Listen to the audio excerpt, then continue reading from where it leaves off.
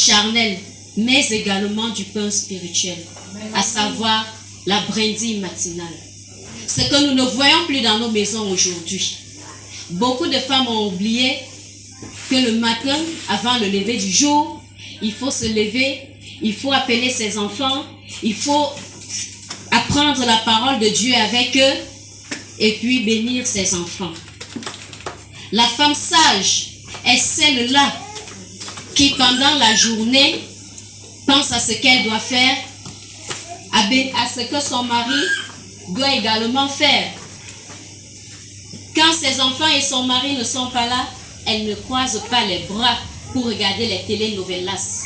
Au contraire, elle prend sa Bible, elle s'assoit, elle dit: Seigneur, ta parole est vérité, que cette vérité-là m'affranchisse. Elle intercède pour ses enfants, pour son époux, pour sa famille, pour son quartier, pour les membres, en fait, pour son entourage en général.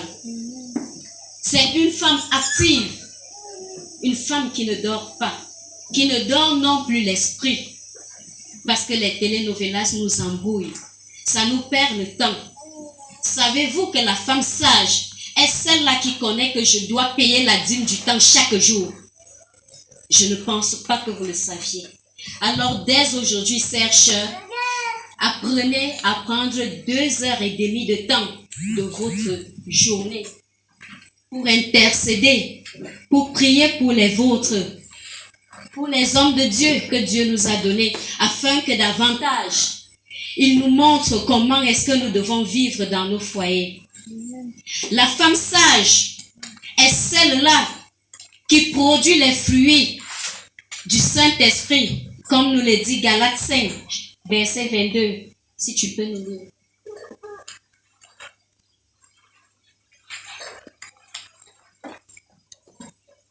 Galates chapitre 5, au verset 22, il est écrit: mais le fruit de l'esprit, c'est l'amour, la joie, la paix, la patience, la bonté, la bénignité, la fidélité, la douceur, la tempérance. Combien de femmes parmi nous aujourd'hui produisent ces fruits de l'amour?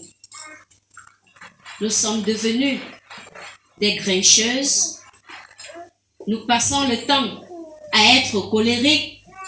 Nous passons le temps à maudire, à ne pas manifester l'amour envers tous ceux qui nous entourent.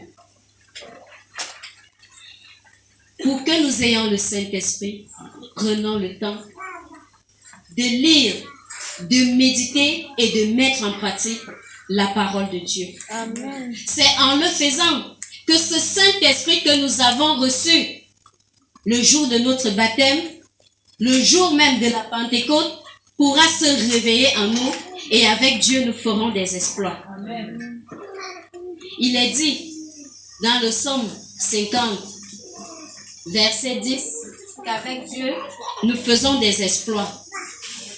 Ces exploits-là ne se feront pas seuls.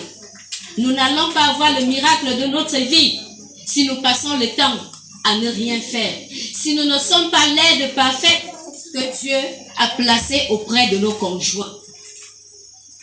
Nous devons aider nos maris, nous devons aider nos conjoints à s'élever de façon spirituelle et de façon charnelle, de manière à ce que lorsque celui-là se met ou se place en public, on dise: derrière un grand homme se cache une grande femme. Et cette grande femme-là, ce n'est qu'avec la parole et l'aide du Seigneur Jésus-Christ qu'elle peut devenir grande, qu'elle peut s'élever.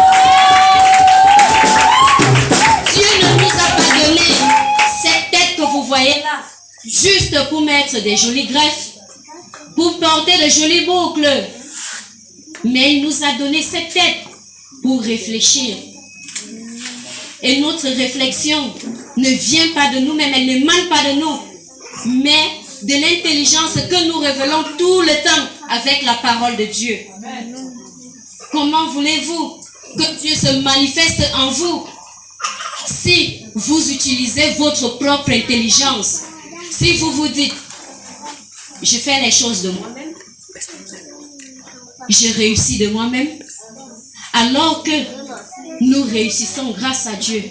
Nous ne savons pas reconnaître la valeur de Dieu dans notre vie. ni la présence de l'Esprit Saint qui est en nous.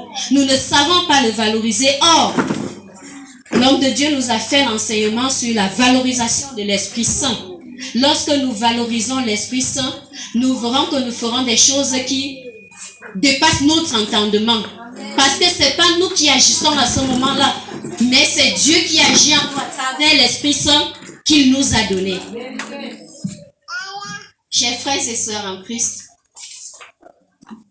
quand Dieu nous permet à nous, la femme, de qui il a retiré la côte à ce que nous soyons l'aide de l'homme, c'est pas pour détruire cet homme que Dieu nous a donné, mais plutôt de l'aider. Ça veut dire quoi? Aujourd'hui, monsieur arrive. Chérie, qu'est-ce qu'il y a? Eh bien, madame, ça ne s'est pas bien passé au travail aujourd'hui. Tu fais asseoir ton mari, tu prends de l'eau, tu places au feu. Dès que l'eau tiédit, tu trempes ses pieds dans l'eau, tu t'assois, tu le masses, tu dis, chérie, la parole de Dieu dit que seuls les violents entrent dans le royaume des cieux. Cela se manifeste également dans ta vie. Ça veut dire que même quand tu vas au bureau, tu ne devrais pas rester là seulement attendre que tout se fasse comme tu as prévu, mais arriver au bureau, donne la primeur au Seigneur. Ça veut dire quoi? Quand tu entres, mets tes genoux au sol. N'aie pas honte qu'on dira que on a vu monsieur tel en train de prier. Non, n'aie pas honte de ton Dieu. Mets-toi en prière, mets-toi en présence de Dieu et tu verras qu'il aplanira tes sentiers de la journée.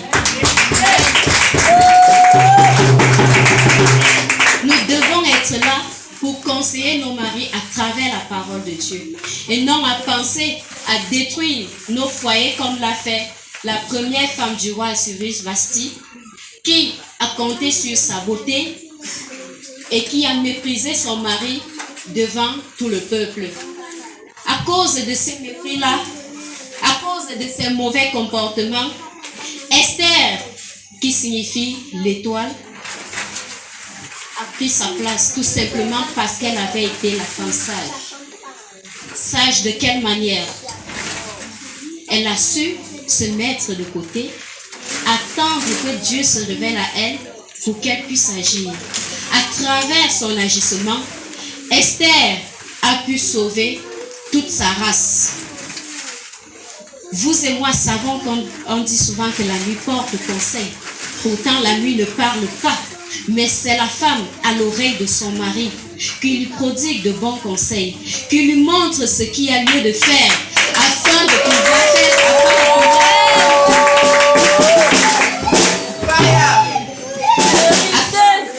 pouvoir réaliser ce que Dieu attend d'elle. Alors, chères sœurs, mettons-nous en présence de l'Esprit Saint, valorisons-le afin qu'il puisse nous permettre de nous élever. Nous ne voyons pas seulement le cas de Esther, mais prenons également le cas de Sarah. Sarah qui a conçu, comme la sœur l'a dit tout à l'heure, l'hospitalité. Sarah a conçu parce qu'elle a hébergé chez elle des anges qu'elle croyait être des hommes parce qu'ils avaient pris l'apparence humaine. De nos jours aujourd'hui, nous constatons que la plupart de nos sœurs, lorsqu'un étranger arrive chez elles, elles ne courent pas l'embrasser, elles ne courent pas lui offrir ne serait-ce qu'un verre d'eau fraîche. Savez-vous qui Dieu a envoyé chez vous pour vous élever, pour vous bénir? Non. Alors, soyons hospitalières. Mettons cela en pratique. Et si nous n'avons pas la force de le faire, je vous le réitère, puisons cette force-là dans la parole de Dieu.